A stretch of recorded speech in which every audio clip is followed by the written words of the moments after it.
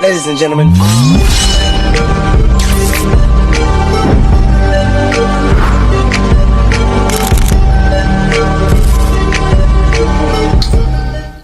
Welcome back to the Millionaire Trap Show.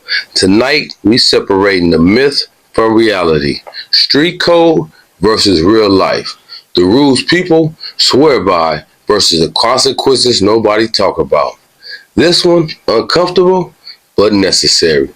Let's talk about it. You could be a real nigga without trying to be a gangster, without trying to, do anybody wrong. That's not what make you a real nigga. Even money, none of that shit. You know how somebody say, yo, that's a real nigga. That nigga gave me some money. I don't mean nothing. Right. He gave you some money. I don't mean he might have had a pocket full of money and could afford to give you some money. $100 to a nigga with $1 million in his pocket ain't nothing. $100 to a nigga who only had $100, he taking from his something that would affect him and doing for you. You know what I'm saying? That's real. If somebody give you opportunity, that's one of the most valuable shit somebody could give you. Street code sound solid on a block. Loyalty, silence, respect.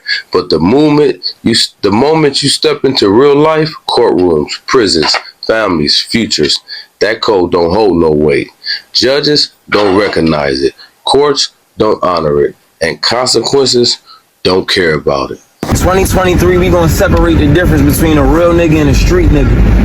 Just because you a real nigga, that don't make you a street nigga. And just because you a street nigga, that don't make you a real nigga. I know shooters that don't take care of their kids. I know niggas that trap and don't look out for their moms. I know niggas that get up and go to work every day, that stand on business, that stand on principles, that stick to their word. A street nigga simply just mean you in the streets and you do street shit. You committing crimes and things of that sort. That's all a street nigga is. A real nigga is a nigga that stand on principle, that stand on the code of being a man. A nigga that stand on his word, a nigga that look out for his peoples, a nigga that put his peoples on. That's a real nigga. Street code will have you doing time for people who already moved on. Won't pay your lawyer, won't raise your kids, won't visit you every weekend. Everybody tough until them years start stacking and them calendars start flipping. You dig? Street code. Just because you know the street lingo and you might dress like you from the streets or you might talk like you from the streets, don't make you from the streets. So you definitely can't live by the code. You ain't never put in no work. I'm just in real life, responsibility matter more than reputation. Real men take care of their families, build futures, and avoid traps. Not just cases. Street respect fade fast when freedom goes. To come home years later and what you call real and what was real when you were real ain't real no more. And you done suffer for being real. And what you suffer for, this real don't get the rewards no more. So why be real? Be successful. Be good. Be honest. Be on time. Be prepared.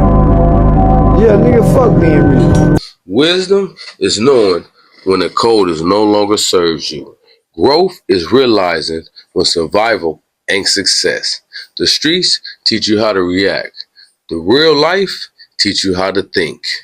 Fuck the streets. Fuck Adam 22, No Jumper, Jerry Heller, and Jerry Springer. Fuck your fake codes, your demonized culture, and your selective politicking. Niggas done lost their life for this shit and got back what? Niggas spent decades of their life in jail and got back what? Niggas kept it solid and got back what? Nigga, are you blind? Ain't no memorial statues for real niggas. You be lucky to get a headstone. The streets made us who we are, while at the same time robbing us of who we could have been. How many niggas would have been athletes? How many niggas would have been architects? How many niggas would have been revolutionary inventors? How many niggas would have been extraordinary surgeons? Saying fuck the streets and saying fuck giving up our future. Fuck shortchanging ourselves. Fuck being sacrificed. Fuck being exploited by the system. The funeral homes and mortuaries make $1 billion a year from gun violence. The prison system makes $80 billion a year locking your black ass up, and our communities don't see none of it. Calling niggas marks and bitches for saying fuck the streets is like me calling y'all marks and bitches for letting the police push y'all against the wall and rub his hand through your ass while he fondle your nuts. Because when that white boy pull up and violate y'all, all that gangster shit go out the window. What part of the code is that? And don't get it confused. Fuck these rappers. Fuck who getting the publicity. We the face of this shit. We been pushing this shit. We at ground zero. Saying fuck the streets is not saying fuck our people. It's not saying fuck what we've been through. It's saying fuck the mentality. Because the streets is Move legal, move smart, Choose peace over pride. If a code leads you to the cage, it ain't honorable. It's outdated. Real power is walking away before it costs you everything. When I grow up and I grow and I develop a man's mind, I'm still beholden to street codes and laws. When I'm with my family, I'm supposed to crash out to be real? Nah, homie, I don't want to be real no more. Because I know niggas done suffer long and hard being real, nigga, and they ain't got no relief yet. Yeah, I want to be the working man that'll call the police on your ass, nigga. You violate my neighborhood. You breaking law, nigga, go to jail. Street code don't visit you in prison. Street code versus corporate. I know exactly what you're talking about, because it's like when you're on the street, right? There's street codes. There's no lying. There's honor. Whatever you say, you got to do it. You know what I mean? I remember we're playing basketball, right? The confrontation happens, right? When the dude's like, yo, I'm going to my car to get something to, he's being serious. Like, he's really going to his car. Yeah. He's going to come back and he's going to shoot you. That's right. So it's only when I got into like corporate America, corporate Canada, when I'm like, these bunch of stinking liars. Wow. Nothing they say is real. You're freaking me out. This is messed up. Oh my God. And then after a while, you're like, I was better off on the street, man. Hence to what you're saying. You wanted to go back to prison because at least these guys were real. You know? Loyalty sound good until freedom gone. So many people grow up thinking that there's all this honor in the street code. You know, that loyalty, that silence, and that respect is supposed to protect you, and honor comes from it. But one day, you're going to find out that that's pretty much a myth.